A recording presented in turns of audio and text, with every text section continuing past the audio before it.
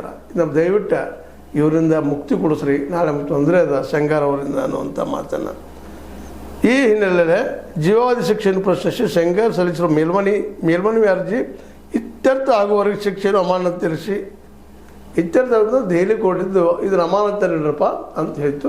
ಅದು ತೆಗೀರಿ, ಈಗ ಅಮಾನತಿ ತೆಗೋದಕ್ಕೆ ಅವ್ರ ಶಿಕ್ಷೆ ಆಗುವಂಗಿಡ್ರಿ, ಅದು ಡಿಸಿಷನ್ ಏನಾರು ಕೊಡಲಿ ನಂತರ ನೋಡೋಣ ಅನ್ನೋ ಮಾತನ್ನು ಸುಪ್ರೀಂ ಕೋರ್ಟ್ನಲ್ಲಿ ಇಟ್ಟಿದ್ದಾರೆ.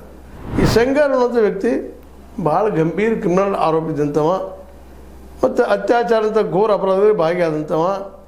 ಅಂಥವನಿಗೆ ನೀಡಾದ ಶಿಕ್ಷೆಯನ್ನು ಅಮಾನತುಗೊಳಿಸಿ ಜಾಮೀನು ನೀಡುವ ಮೂಲಕ ಹೈಕೋರ್ಟ್ ಗಂಭೀರ ತಪ್ಪು ಮಾಡಿದೆ ಅಂತೇಳಿ ಈ ಶಂಗಾರ್ ವಿರೋಧವಾಗಿ ಈ ಸಂತ್ರಸ್ತೆ ಪರವಾಗಿದ್ದಂಥ ಅಡ್ವೊಕೇಟ್ ವಕೀಲರು ವಾದ ಮಾಡ್ತಾರೆ. ಇದರಿಂದ ಮತ್ತಷ್ಟು ಹಾನಿ ಆಗ್ತದೆ ನಮ್ಮ ಕುಟುಂಬಕ್ಕೆ ಅಂತೇಳಿ. ಈ ಎಲ್ಲ ಬೆಳವಣಿಗೆ ನೋಡಿಕೊಂಡಾಗ ಅದನ್ನು ತೊಗೊಂಡು ಈಗ ಸುಪ್ರೀಂ ಕೋರ್ಟಿಗೆ ಕೇಳಿದ್ದಾರೆ, ಅದು ಆಗ್ತದೆ ಏನಾಗ್ತದೆ ನೋಡೋಣ ಅದನ್ನು.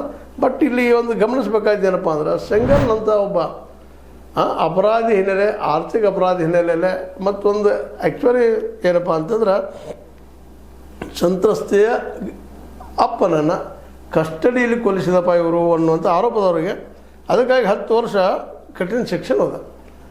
ಈಗ ಅವ್ರಿಗೇನೋ ಅಮಾನತು ಕೊಟ್ಟಿದ್ದಾರೆ, ಅದು ಹೊರಗೆ ಬಂದಿಲ್ಲ. ಅದು 10 ವರ್ಷದ ಕೇಸರು ಇನ್ನೂ ಒಳಗಿದ್ದಾರೆ ಈ ಶಂಗಾರ್ ಅವರು. ಆದರೆ ಇವ್ರು ಒಟ್ಟೆ ಬಿಡಬೇಡ ಅನ್ನೋಂಥ ಅಭಿಪ್ರಾಯ ಸಂತ್ರಸ್ತಿದೆ. ಯಾಕಂದರೆ ಹೊರಗೆ ಬಂದ್ರೆ ನನ್ನ ಜೀವಕ್ಕೆ ಆಪತ್ತು ಬರ್ತಾರೆ, ನಮ್ಮ ಮನೆತನ ಆಪತ್ತು ಬರ್ತಾರೆ ಅನ್ನುವಂಥ ಭಯ ಅವರು.